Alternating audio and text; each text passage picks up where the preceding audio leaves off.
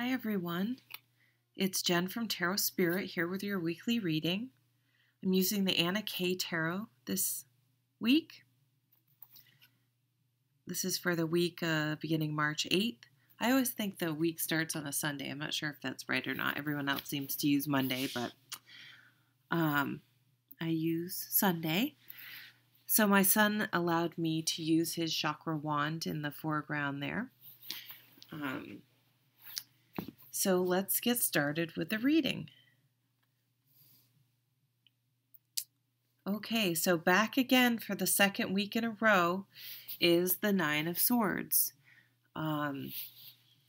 This card is about insomnia, being up at night and worrying about things. I think the key word I would give this card would be worry. Some things just has our mind racing and we can't seem to turn it off. I think one caution with this card came up last week, and I almost need to sort of do a second half of the reading, because after I've thought about the cards and reflected on the cards for a day or so, I come up with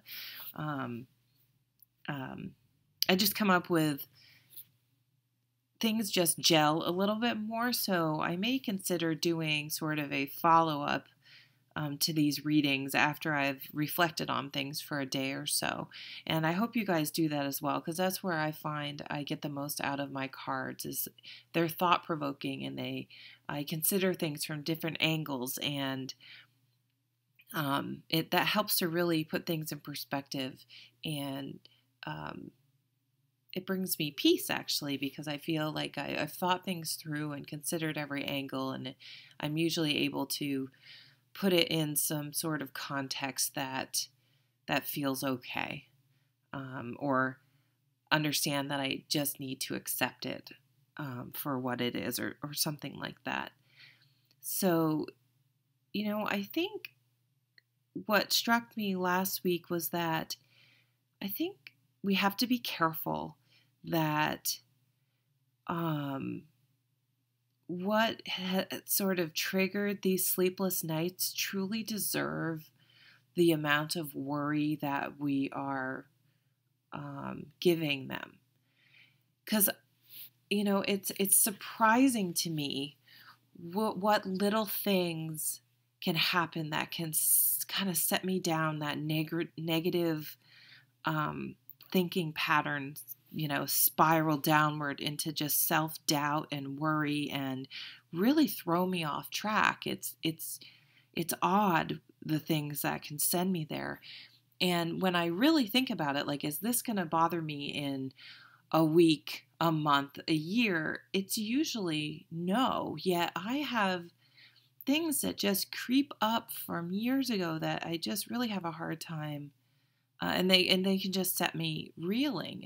It's very strange, and I think I'm not alone in that. So I guess try to gain the perspective, like, is this really worth it? And try to do some breathing to let it go, or write things down. And that used to help me. I had a hard time about a decade ago, and I had a lot of sleepless nights, and I used to keep a pad of paper next to my bed and write things down, and it really did help release things, and I was usually able to sleep after that. So if you're having trouble with insomnia, you could try something like that. So let's see what the next card is.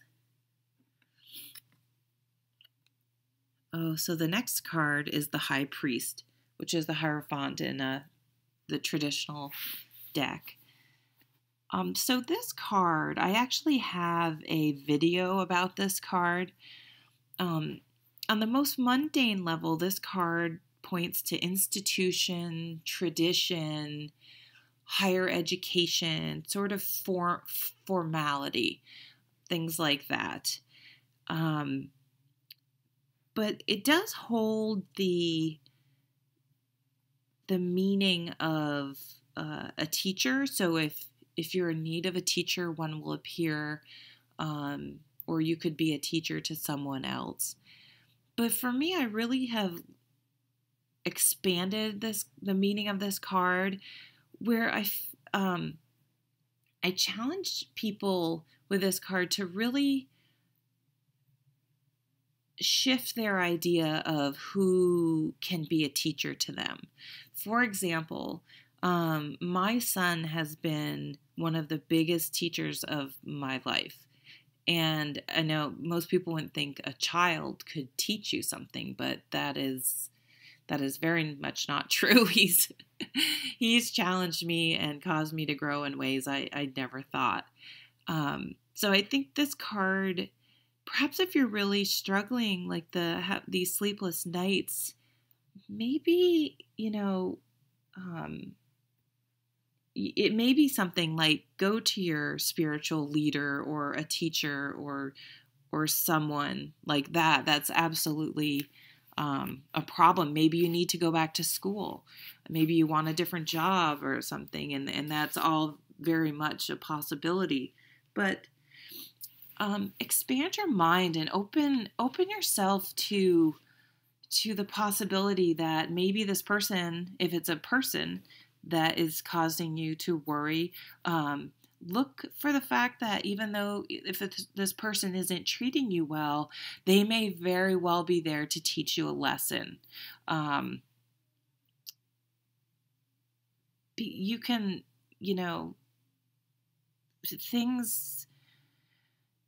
lessons can come through in the strangest places from people you would never expect. And I encourage you to go look at my video about the Hierophant, and as I explain it in much more depth in that video, where I actually point you to another video that has that same lesson of this card. You never know where you're going to learn a lesson. So don't only look to, on a broader level of this card. You don't only have to look at the traditional places to look for leadership, spirituality, and things like that. It could be something as simple as someone you run into in a store, your child, someone you actually dislike. It can come in many, many places. So let's look at the next card. The King of Rods. So the King of Wands is a dynamic, passionate leader. He would I sort of think of him as like Steve Jobs, unveiling the newest Apple product. I mean, he just has a way of exciting people and presenting things with passion and enthusiasm. That's pretty amazing. He's theatrical almost, and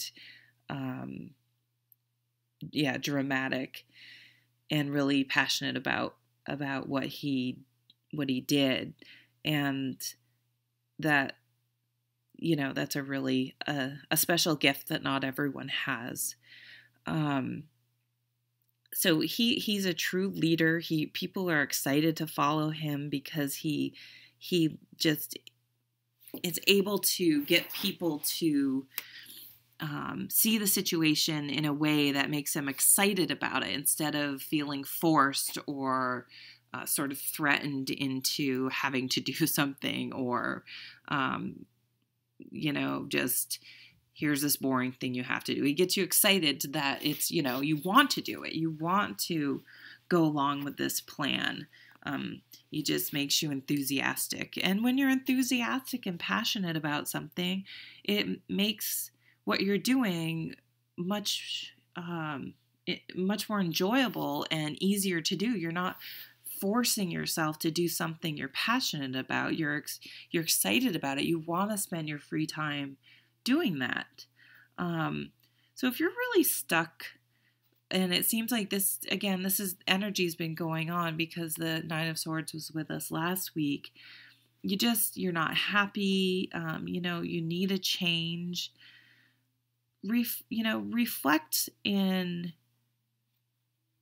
whatever way you can get in touch with what you truly want. the Hierophant is really about, your spiritual center in a way. However you go about finding that is up to you. It doesn't have to be traditional as far as I'm concerned. But you really need to get in touch with what is going to excite you. What makes you passionate? What do you want to do?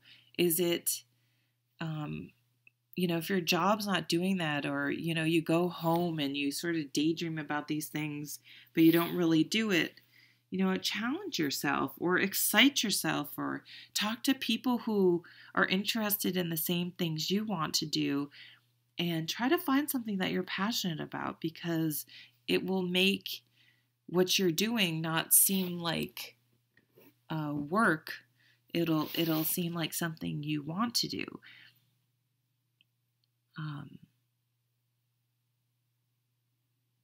Yeah, so let me just look at the cards for a second.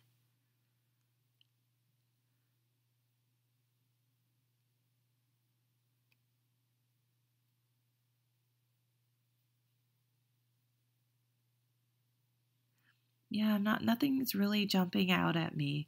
I think she's, this worry, we need to sort of center ourselves and look for some advice or signs. Be open to signs, and maybe go to a non-traditional place for some advice or help, to infuse some new passion and excitement into your life, or whatever you're struggling with at the moment. The King of Rods, the sun is out. She was in the darkness of the moon. And then the middle card is still sort of somber. And then this guy's like, he's got it. He's moving ahead now. He's figured out, and he's charging out into the sunlight. So there will be something that clicks with you this week. It just may not be in the way you think it's going to happen. So be on the lookout for something serendipitous to happen this week. Thank you so much for watching. Bye.